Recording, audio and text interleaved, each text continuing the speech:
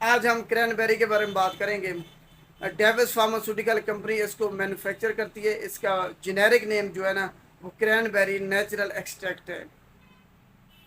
सबसे पहले इसकी यूजेस की बात करें, किस मकासद के लिए हम इसको इस्तेमाल करते हैं, यूज़ करते हैं। जनाब, यूरिनरी ट्रैक्ट इन्फेक्शन, आपके गुर्दे, मसाने, इसके अलावा पेशाब की नाली में इन्फेक्शन हो तो उसके इलाज के लिए हम इसको इस्तेमाल करते हैं। अगर आपके पेशाब में जलन हो तब भी हम इसको इस्तेमाल करते हैं। इसके अलावा अगर बहुत से लोगों में पेशाब में बहुत ज़्यादा बदबू होती है तो उसके इलाज के लिए भी हम क्रैनबेरी को इस्तेमाल करते हैं। अब बात कर लेते हैं कि कौन कौन लोग इसको इस्तेमाल नहीं कर सकते। जिनको इससे एलर्जी है क्रैनबेरी से, वो लोग इसको इस्तेमाल नहीं कर सकते। प्रेगनेंसी में और नर्सिंग मदर इसको इस्तेमाल नहीं कर सकती। इसके अलावा जिनको जो है ना किडनी स्टोन है, यानी कि पथरी है गुर्दे में, वो लोग भी इसको इस्तेमाल नहीं कर सकते। अब अगर बात करें हम इसकी ड्रग इंट्रैक्शंस की, तो जनाब ये वारफिन के साथ आपने इसको बिल्कुल इस्तेमाल नहीं करना इकट्ठे। दोनों की जो है ना आगे पीछे वो कर लें। पहले अगर आपने इस्तेमाल करना है तो वारफिन को इस्तेमाल कर लें, उसके बाद क्रैनबेरी को इस्तेमाल कर लें। इकट्ठे दोनों को आपने इस्तेमाल नहीं करना।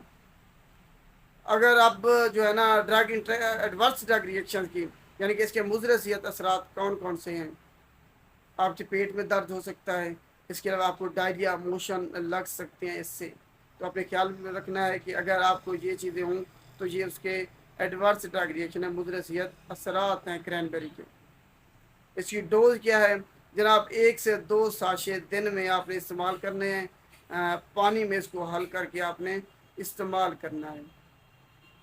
अब अगर हम इसकी बात करें कि प्रेगनेंसी में इसको बिल्कुल इस्तेमाल नहीं किया जा सकता हमल के दौरान, क्योंकि इसकी सेफ्टी इस्टेब्लिश नहीं है। इसके बारे में अभी तक इतनी ज़्यादा इस पर स्टडी नहीं हुई है। और नर्सिंग मदर, दूध पिलाने वाली माएँ भी इसको इस्तेमाल नहीं कर सकती। और बच्चे, अगर बच्चों की बात करें तो बच्चों में भी इसको इस्तेमाल नहीं किया जा सकता, क्योंकि इस पर इतनी ज़्यादा स्टडी नहीं हुई है। तो पता ही नहीं है कि इसकी सेफ बच्चों में ये सेफ़ है या नहीं है। उम्मीद है आपको क्रैनबेरी के बारे में समझ आ गई होगी कि किस मकासद के लिए हम इसको इस्तेमाल करते हैं, उसके मुज़र सेहत असरात कौन कौन से होते हैं। अगर वीडियो अच्छी लगी तो इसको लाइक कीजिएगा और शेयर भी लाजमी कीजिएगा। शुक्रिया।